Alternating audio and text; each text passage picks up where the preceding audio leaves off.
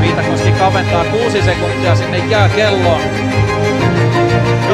Vielä semmonen pieni ohut oli.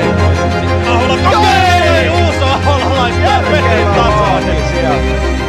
Viimeistelemään ja näin KRP nousee kuin Felix Tuhkista ja viimeisen minuutti 27 3 maalia tasoihin ja jatkoilla siitä Juuso Ahola laukauksen kakkospalloa sisään ja Viitakoski pudottaa siellä mailassa, ottaa yleisön haltuun ja vie KRP välieri.